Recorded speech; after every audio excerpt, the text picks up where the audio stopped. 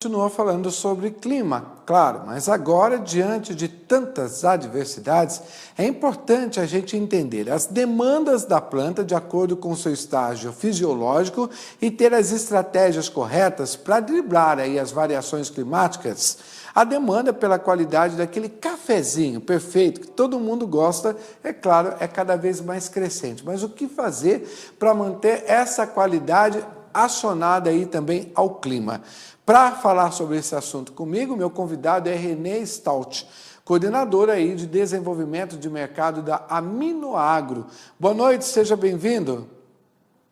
Boa noite, Marcelo. Prazer estar aqui com você hoje. A gente que agradece a sua participação. Bom, vamos começar falando aí sobre esse cafezinho que é tão maravilhoso, né? Que faz parte do nosso dia a dia. Cada vez mais a gente busca aí por grãos especiais. O consumidor está exigente. Para isso a gente precisa ter grãos com qualidade. Grãos que agora a gente precisa de gestão do clima, né?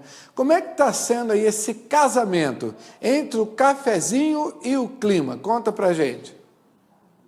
É muito dependente, né? A questão de manejos na lavoura, a parte do clima vai ser muito relevante se a safra vai atingir o seu potencial ou não.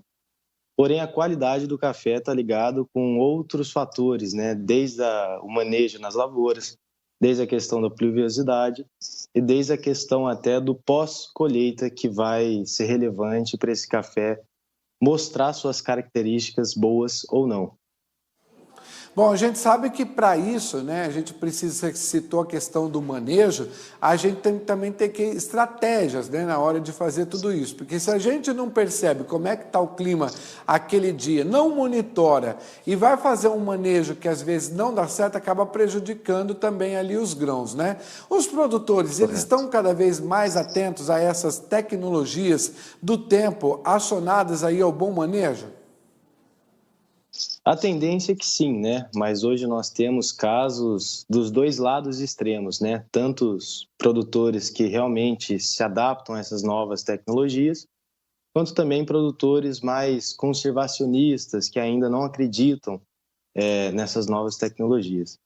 Uma coisa que me encanta muito na cafeicultura é que a cafeicultura tem dá para ver que é um negócio muito cultural nos produtores.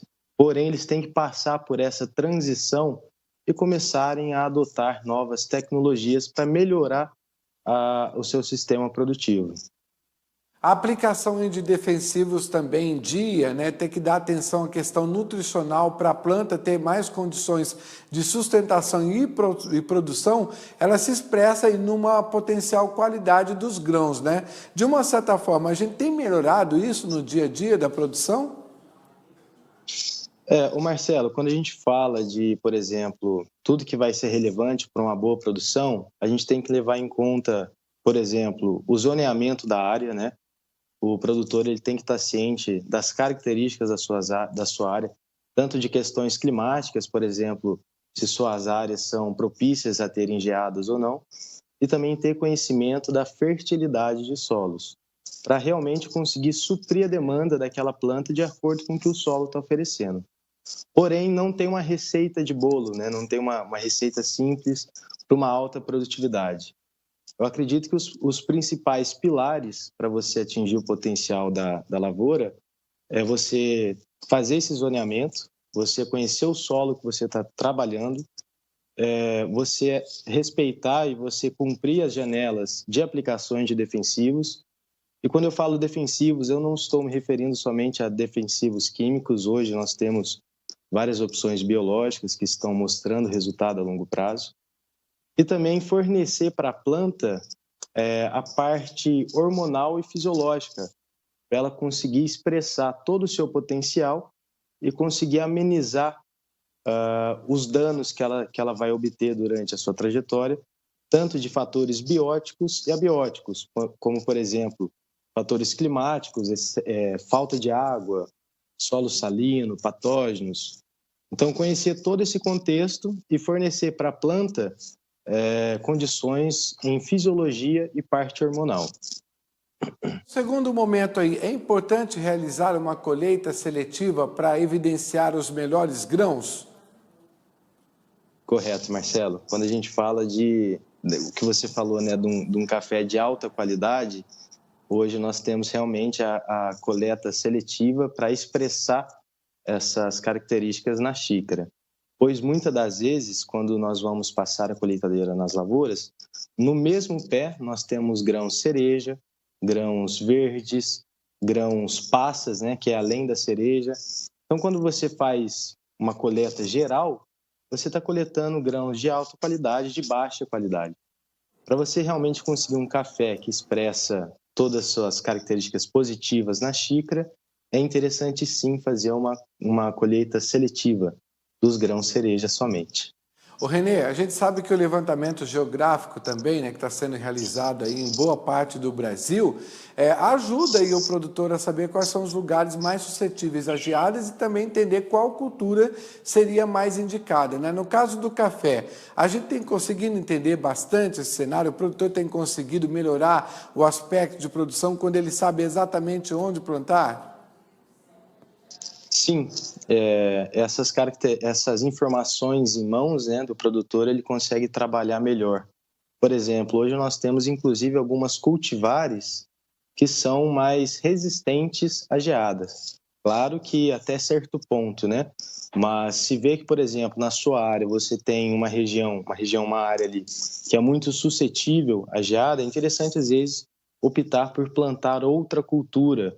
Ou se não for algo tão severo, se não for uma geada tão severa, é interessante às vezes você escolher uma cultivar que é mais resistente a essas características climáticas. Mas sim, quando o produtor tem essas informações, ele consegue sim trabalhar melhor.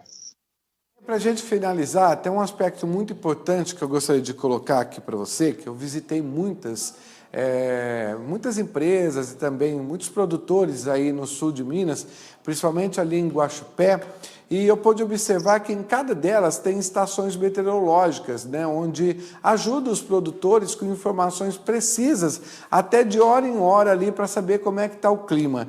Isso tem ajudado bastante, eu fiquei até impressionado, né, em ver, por exemplo, que os produtores estão ali naquele momento fazendo o plantio, ou de repente está para fazer a colheita, e as informações chegam até naquele momento, né? É bem que simultâneo. De uma certa forma, isso tem ajudado bastante, que é um trabalho feito pelas cooperativas ali da região? Muito interessante, Marcelo. Inclusive, eu cheguei a trabalhar nessa região um tempo e senti na pele, porque eu mesmo compartilhava muito com os clientes, com os produtores, ao usufruírem dessas ferramentas, né? Porque essas estações meteorológicas, elas não só servem como uma certa previsão de clima, com uma construção de banco de dados também. Geralmente essas estações elas têm um banco de dados muito rico e claro que não tem como se prever nada, né? Às vezes certas coisas são imprevisíveis, mas quanto mais informações você tem a longo prazo, pensando em antepassado disso, mais você vai saber se aquela área é propícia ou não para ter geada, para ter uma seca. Você entender o histórico daquela área ajuda e muito nas tomadas de decisão do produtor rural. Obrigado aqui pela sua participação, informações importantíssimas. Uma boa noite, até uma próxima oportunidade aqui com a gente. Bom cafezinho aí para você. Obrigado, Marcelo. Prazer estar aqui conversando com você. Um grande abraço a todos. Que Deus abençoe. Amém.